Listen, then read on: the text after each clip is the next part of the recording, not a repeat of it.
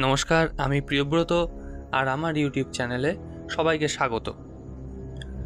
আজকের গল্পটি আমি সংগ্রহ করেছি মহেশ পাবলিকেশন থেকে প্রকাশিত লীলা মজুমদার সম্পাদিত ভয়ঙ্কর ভূতের গল্প এই বইটি থেকে।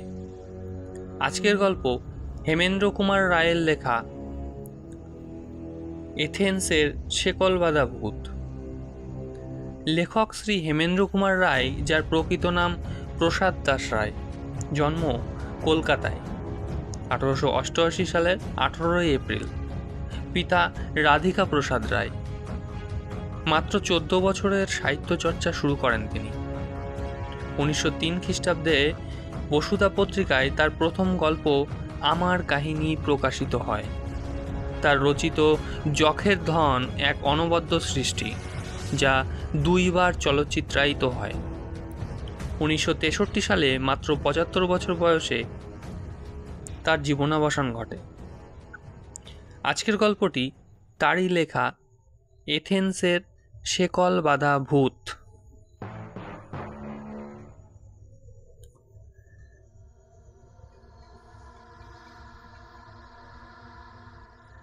সে অনেক দিন আগেকার কথা। তখনও যীশুখ্রিস্টের জন্ম হয়নি। 2,500 কি 3,000 বছর হবে।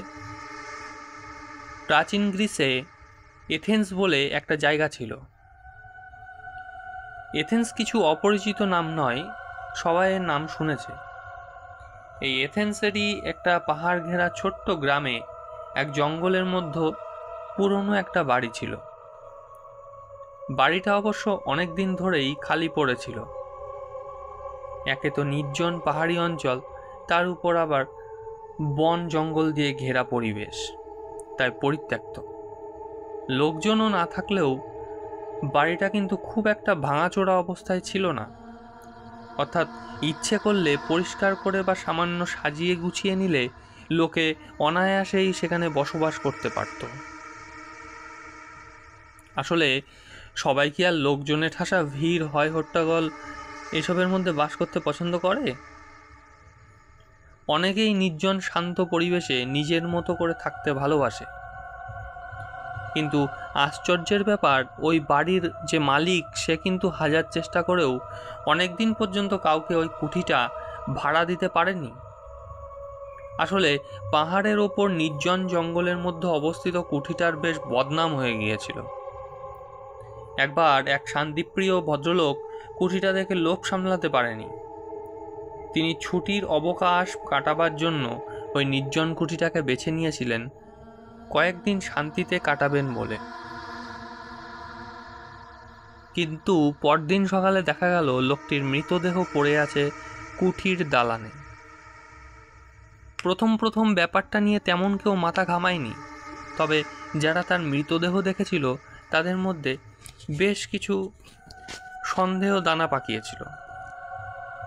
কারণ মৃত্যুর পরেও লোকটির চোখে মুখে একটা অস্বাভাবিক ভয় লেগেছিল, আর চোখ দুটো ঠেলে বেরিয়ে এসেছিল।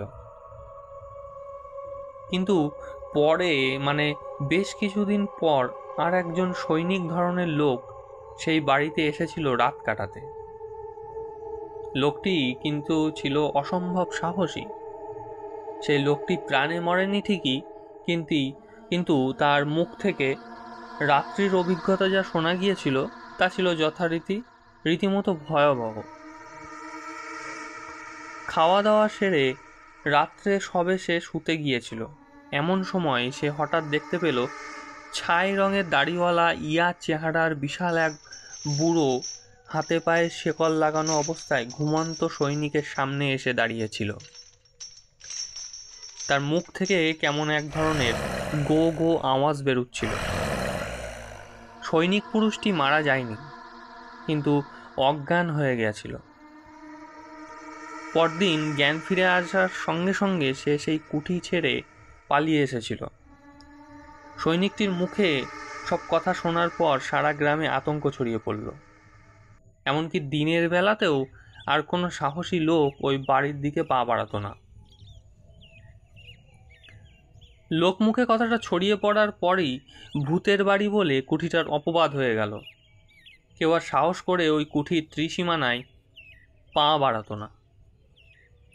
কুঠির মালিক যে ছিল সে লোকটি কুঠিটা ভাড়া দিয়ে নিজের সংসার চালাতো, কিন্তু যে মুহূর্তে ওই ধরনের একটা ভুতুড়ে প্রবাদ ছড়িয়ে পড়ল, তারপর থেকে আর কেউই কুঠিটা ভাড়া নিয়ে কয়েকদিন থাকার কথা ভাবতেও পারত না।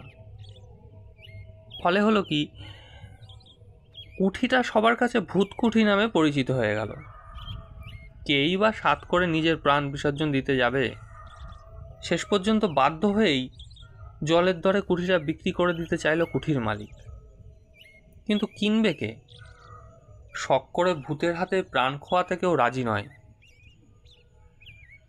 তবু একজন রাজি হলো। কুঠির মালিক একজন খদ্দের পেলেন। লোকটি ছিলেন তখনকার দিনে একজন নামকরা দার্শনিক। দার্শনিক মানুষেরা সাধারণত নির্জন জায়গায় থাকতেই ভালোবাসেন। তিনি যুক্তি এবং তর্ক দিয়েই সব কিছু বিচার বিশ্লেষণ করতে ভালোবাসেন।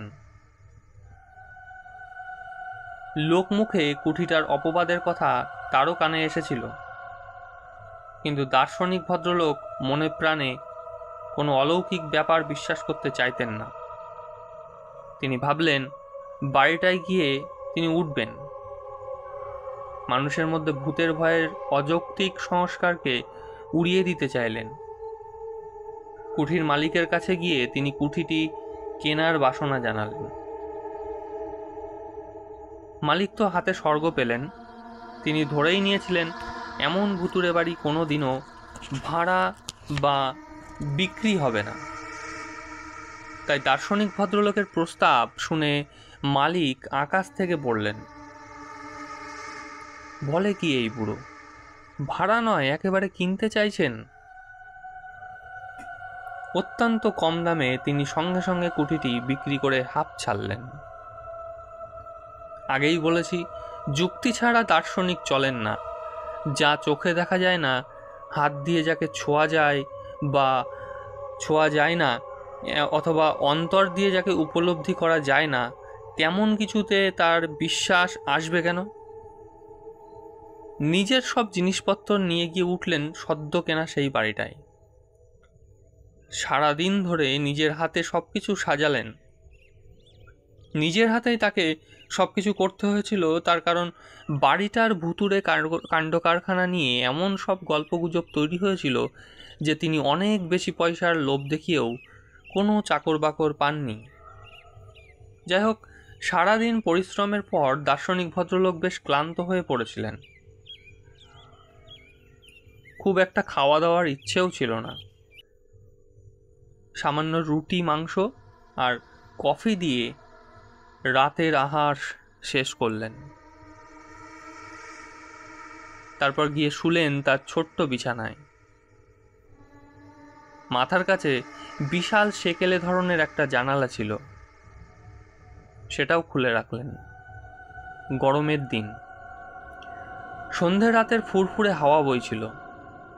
দেহেও ছিল অত্যন্ত ক্লান্তি। বাতি নিভিয়ে শোবার সঙ্গে সঙ্গে দু চোখের পাতায় নেমে এলো রাজ্যের ঘুম।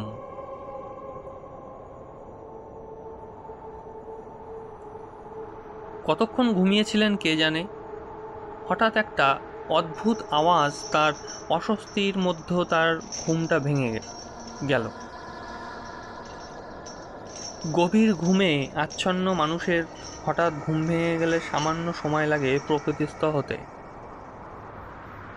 দার্শনিক ভদ্রলোকেরও সামান্য সময় লাগলো তিনি কোথায় আছেন, কেমনভাবে আছেন এটুকু বুঝতে।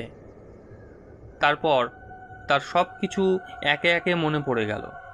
তার মনে পড়ল তিনি এসেছেন এক নতুন বাড়িতে, আর এই নতুন বাড়িতেই তার প্রথম রাত্রিবাস। কান খাড়া করে অদ্ভুত আওয়াজ আর অস্বস্তিটা তিনি বোঝার চেষ্টা করতে চাইলেন। মিনিট 2-3 মরার মতো বিছানায় শুয়ে থেকে তিনি বুঝলেন আওয়াজটা অনেকটা শেকলের ঝনঝন আওয়াজের মতো, কিন্তু খুব স্পষ্ট নয়। কে যেন অনেক দূর থেকে শেকল টেনে টেনে আসছে। ধীরে ধীরে চোখ মেলে তাকালেন। জমাট অন্ধকার সারা ঘরে ছড়িয়ে আছে। মাথার কাছে জানলা দিয়ে কেবল আকাশটুকু দেখা যায়। অবশ্য সেই সময় আকাশটাকে আলাদা করে চেনা যাচ্ছিল না। আকাশের রং আর ঘরের রং এক হয়ে গিয়েছিল। দার্শনিক ভদ্রলোক কিন্তু চট করে বিছানা ছেড়ে উঠে বসলেন না। তিনি লক্ষ্য করতে চাইলেন ব্যাপারটা কি। আরও একটা জিনিস তিনি অনুভব করলেন, সমস্ত ঘরের বাতাস যেন স্তব্ধ হয়ে আছে। একটা দম বন্ধ করা গুমোট পরিবেশ সৃষ্টি হয়েছে। অনেকটা সময় যখন এইভাবে কেটে গেল আর জমাট বাঁধা অন্ধকারটা যখন ধীরে ধীরে সয়ে এলো, হঠাৎই তিনি আবিষ্কার করলেন হাতে পায়ে শেকল বাঁধা একটা অশরীরীর হালকা ছায়ামূর্তি আস্তে আস্তে ভেসে উঠেছে। হাত নেড়ে সেই ছায়ামূর্তিটা কি যেন বলতে চাইছে। মূর্তিটার দুটো চোখ আর মুখের হাঁ থেকে জ্বলন্ত আগুনের আভা ঠিকরে বেরুচ্ছে। দার্শনিক ভদ্রলোক ছিলেন প্রচণ্ড সাহসী। ভৌতিক কিছুতে তার তেমন বিশ্বাস বা সংস্কার কিছুই ছিল না। তবু ভয় না পেলেও একটা অদ্ভুত বিস্ময় তাকে কিছুক্ষণের জন্য আচ্ছন্ন করে রাখল।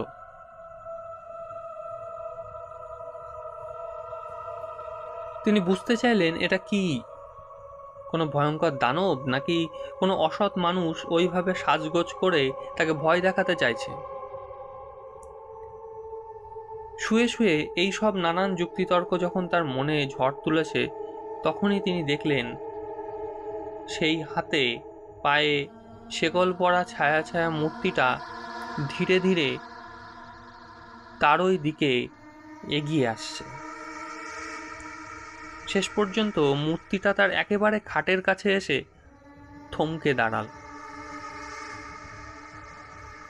দু চোখ আর মুখের গহ্বর থেকে তখনও সেই লাল আগুনের আভাটা ঠিকরে পড়ছিল। সে যেন মুখ হাঁ করে হাত পা নেড়ে কিছু একটা বলতে চাইছিল, আর তার হাত নাড়ার সঙ্গে সঙ্গে শেকলের ঝনঝন আওয়াজটাও ক্রমাগত শব্দ তুলে যাচ্ছিল। অন্য কেউ হলে এতক্ষণ নিশ্চয়ই অজ্ঞান হয়ে যেত, অথবা দুর্বল হৃদয়ের কোনো রোগী হলে নির্ঘাত তার মৃত্যু হতো। কিন্তু অত্যন্ত সাহসী এই দার্শনিক ভদ্রলোকটির কিছুই হলো না, বরং তিনি যেমন ছিলেন সেইভাবেই তাকিয়ে রইলেন ছায়ামূর্তিটার দিকে। আসলে তিনি দেখতে চাইছিলেন অশরীরীর মূর্তিটি এরপর কি করে। এক মুখ দাড়ি গোফের জঙ্গল আর এক মাথা রুক্ষ চুলে মূর্তিটিকে তখন বীভৎস এবং ভয়াবহ বলে মনে হচ্ছিল। তার উপর তার হাতের নখগুলো ছিল বেশ বড় বড়। হাতের তীক্ষ্ণ আর বড় বড় নখ দেখে দার্শনিকের মনে একটা অন্য ধরনের ভয় এলো। ভূত তিনি বিশ্বাস করতেন না, কিন্তু জ্যান্ত দেহের কোনো চোর ডাকাতকে তার ভয় না করার কোনো কারণ ছিল না। মৃত্যুর পর প্রেতাত্মা মানুষের কতটা ক্ষতি করতে পারে সে সম্বন্ধে তার কোনো ধারণাই ছিল না। অদেখা এমন কিছু পৃথিবীতে আছে বলেও তার বিশ্বাস ছিল না। কিন্তু জ্যান্ত চোর ডাকাত মানুষের অনেক ক্ষতি করতে পারে। তাছাড়া তার কাছে আত্মরক্ষার মতো তেমন কোনো অস্ত্রই ছিল না। মনে মনে যখন তিনি ভাবছিলেন সত্যিই যদি লোকটি কোনো চোর ডাকাত হয় তাহলে তার করার কিছু থাকবে না। তার উপর লোকটাকে দেখে মনে হয় তার গায়ে বেশ জোরও আছে। তাই তিনি যখন সম্ভাব্য বিপদের হাত থেকে বাঁচার জন্য কি করা যায় তাই ভাবছিলেন, ঠিক সেই মুহূর্তে আশ্চর্য হয়ে লক্ষ্য করলেন মূর্তিটি আর এক পাও না এগিয়ে এসে ক্রমাগত পিছু হটতে শুরু করল। পিছতে পিছতে সে একসময় ঘর পরিত্যাগ করল। অশরীরীর মূর্তিটিকে পিছিয়ে যেতে দেখে দার্শনিক ভদ্রলোকটি ক্ষণিকের অবস্থা ত্যাগ করে তড়াক করে বিছানা ছেড়ে উঠে পড়লেন। তারপর নিজেও ছুটে ঘর ছেড়ে বাইরে এসে দাঁড়ালেন। অশরীরী মূর্তিটি ভূত বা অদ্ভুত যাই হোক না কেন, দার্শনিক পরম বিস্ময়ে লক্ষ্য করলেন বারান্দা পার হয়ে মূর্তিটি ধীরে ধীরে নিচে নেমে গেল। তারপর লম্বা উঠানের ঠিক মাঝ বরাবর গিয়ে হঠাৎই যেন কর্পূরের মতো উধাও হয়ে গেল। দার্শনিক ঠিক তখনই একবার চিৎকার করে উঠলেন, কে কে বলে, কিন্তু উত্তরে কেবল অনেক দূর থেকে ভেসে আসা অস্পষ্ট গোঙানি ছাড়া আর কিছুই শুনতে পেলেন না। উঠোনের ঠিক যে জায়গায় মূর্তিটা অদৃশ্য হয়ে গিয়েছিল সেইখানে দাঁড়িয়ে অনেকক্ষণ গুম হয়ে কি যেন ভাবলেন। আরও দু একবার ডাকাডাকি করেও কারো উত্তর কিছু পেলেন না। বিফল মনোরথে তিনি ঘরে ফিরে শুয়ে পড়লেন।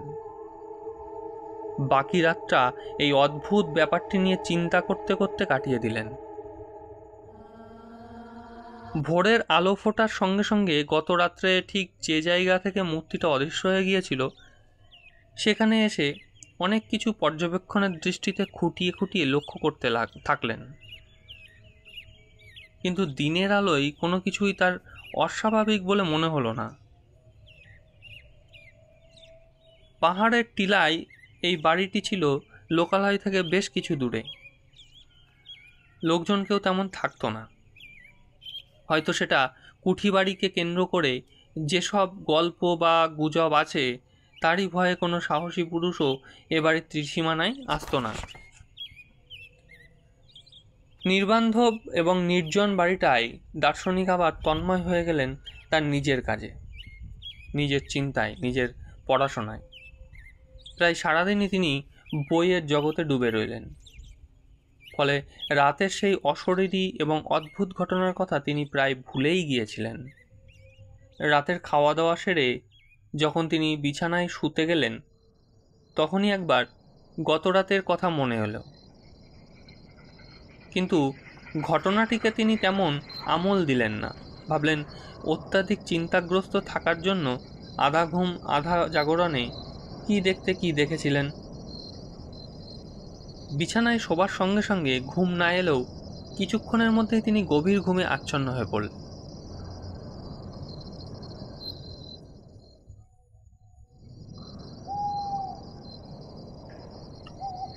ভয়ডর না থাকার জন্য সমস্ত কিছুকে অলীক বলে উড়িয়ে দিলেও পরের রাতে কিন্তু সেই একই ঘটনা পুনরাবৃত্তি ঘটল। তার পরের রাতেও সেই একই ব্যাপার। পরপর 3 রাত্রি একইভাবে অশরীরীর মূর্তির আবির্ভাব এবং একইভাবে হাত নেড়ে কিছু বলতে যাওয়ার চেষ্টা এবং একইভাবে উঠোনের ঠিক একই জায়গায় এসে মিলিয়ে যাওয়া তাকে বেশ ভাবিয়ে তুলল।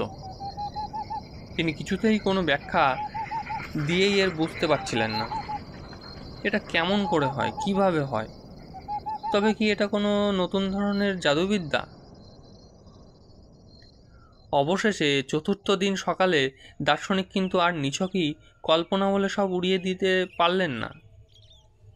আবার ভয় পেয়ে বাড়ি ছেড়ে পালিয়েও গেলেন না। তিনি মনে মনে ভাবলেন নিশ্চয়ই এর মধ্যে কিছু অনুসন্ধানের আছে, নিছক মায়া বা জাদুবিদ্যা নয়।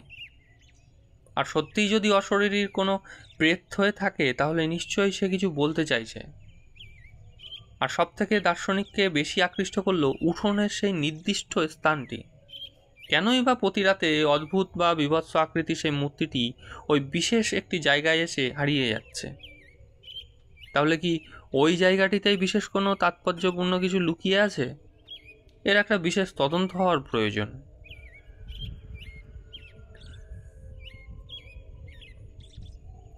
চতুর্থ দিন সকালে আলো ফোটার সঙ্গে সঙ্গে দার্শনিক আর বাড়িতে বসে রইলেন না, চলে গেলেন শহরে। প্রথমেই তিনি যোগাযোগ করলেন স্থানীয় ম্যাজিস্ট্রেটের সঙ্গে। সব কথা তাকে খুলে বললেন। অন্য কেউ হলে হয়তো পাগলের খেয়াল ভেবে ম্যাজিস্ট্রেট সাহেব উড়িয়ে দিতেন, কিন্তু এই দার্শনিক ছিলেন বেশ নামী লোক। জ্ঞানী এবং বুদ্ধিমান হিসেবে তিনি প্রায় সকলেরই পরিচিত। ম্যাজিস্ট্রেট সাহেবের মতো একজন গণ্যমান্য লোকের সঙ্গে যে তিনি মশকরা করবেন না, এটা ম্যাজিস্ট্রেট সাহেব নিজেও জানতেন। কাল বিলম্ব না করে তিনি বেশ কিছু মজুর নিয়ে ফিরে এলেন দার্শনিকের কেনা নতুন বাড়িতে। উঠানের ঠিক যে জায়গায় এসে অশরীরীর মূর্তিটি গত 3 রাত্রে অদৃশ্য হয়ে যেত, সেই জায়গায় মাটি খোঁড়া শুরু হলো। অবশ্য বেশি দূর ঘুরতে হলো না, সামান্য কয়েক হাত জমির নিচে পাওয়া গেল একটি সম্পূর্ণ কঙ্কাল। কঙ্কালটির হাত পা শিকল দিয়ে বাঁধা, শিকলে মরচে ধরেছে বেশ পুরু হয়ে। প্রেত বা ভূত কোনোদিনও বিশ্বাস ছিল না দার্শনিক ভদ্রলোকটির, কিন্তু গত 3 রাত ধরে শৃঙ্খলাবদ্ধ একটি মূর্তির সঙ্গে শৃঙ্খলাবদ্ধ কঙ্কালটির কোথায় যেন কি সাদৃশ্য রয়েছে, এটা অনুমান করতে তার কোনো অসুবিধা হলো না। সহজ এবং যুক্তিগ্রাহ্য বুদ্ধি দিয়ে দার্শনিকের কোনো অর্থই করতে পারলেন না। ম্যাজিস্ট্রেট সাহেবের পরামর্শে নিয়মকানুন মেনে তার কঙ্কালটি যথাযথভাবে কবর দিলেন। আর সব থেকে অদ্ভুত ব্যাপার যা, তা হলো কঙ্কালটি ভালোভাবে কবরস্থ হওয়ার পর আর কিন্তু কোনো দিন কোনো রাতেই দার্শনিকের ঘরে সেই অশরীরীর মূর্তির আবির্ভাব ঘটেনি।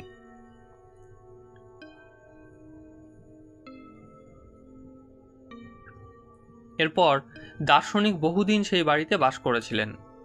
বহুদিন ধরে তিনি কবরস্থ কঙ্কালটির সম্বন্ধে খোঁজ খবরও করেছিলেন, কিন্তু সঠিকভাবে কেউ বলতে পারেননি ওই বাড়িতে কাউকে কোনোদিন কবর দেওয়া হয়েছিল কিনা। তবে ওই গ্রামের এক অতি বৃদ্ধের মুখে শোনা যেত, অনেক অনেক দিন আগে এক বৃদ্ধ কৃতদাসকে সামান্য অপরাধের জন্য ওইভাবে হাতে পায়ে শিকলে বেঁধে জীবন্ত কবর দেওয়া হয়েছিল। এ ঘটনা সত্য কি মিথ্যা তা জানার উপায় নেই, তবে দার্শনিক এটুকু বুঝেছিলেন, মৃত্যুর পর আত্মারা আসা যাওয়া থাকে, আর সে আত্মা যদি অতৃপ্ত হয় তাহলে অশরীরী রূপ নিয়ে মানুষকে দেখা দিতে চায়। হয়তোবা তার আত্মা, অতৃপ্ত আত্মা তৃপ্তির পথ খোঁজে। ধন্যবাদ। তো এই ছিল আজকের গল্প। গল্পটি কেমন লাগলো অবশ্যই জানাবে কমেন্ট বক্সে কমেন্ট করে, এবং ভালো লাগলে অবশ্যই লাইক করে দেবে। ধন্যবাদ।